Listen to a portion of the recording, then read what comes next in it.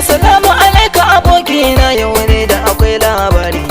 Abar ƙauna ta tana hanya kan yamma za ta shigo gari. Lallai yau za mu ga soyayya da ake yi na bisa tsari. Zancen ka dutse ne ka zo mu je mu yi tarba. Talatuwa ta mai dambu ƙaunar ki areban dina ba. Shin wai wace ce mai dambu da kake bida ban gane ba? Shin wai yaya naga canji ne a fuskar mai sona? Ni ne din nan dai tina ki fahimci kalamaina. Wasan soyayya irin hakan yakan taba kalbina. Ƙaunar ki arena na da duwa ki sani har yau ban daina ba.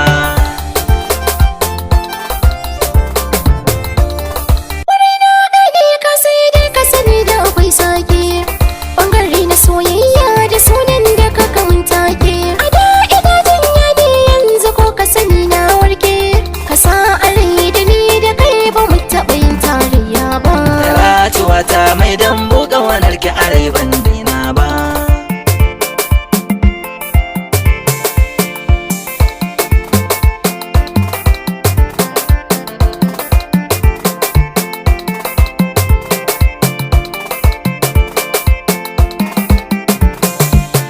Talatuwa ta mai dambu ƙaunar ki areban dina ba. Shin wai wace ce mai dambu da kake bida ban gane ba?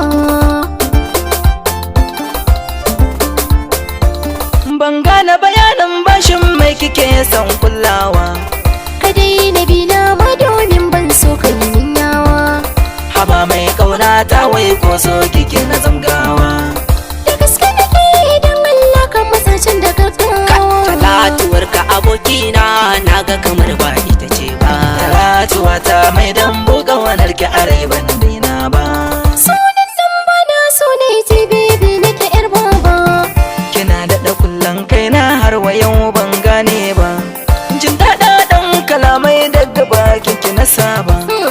A da kenan yanzu ka san da akwai canji babba.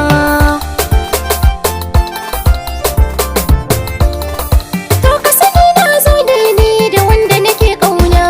Da shirin ayyo bai ko ya zo ne ya ga dangina. Amma dai na sai kin san da bayanin ƙarfi na. Ya zo ko wane ne zan buge shi da hannuna.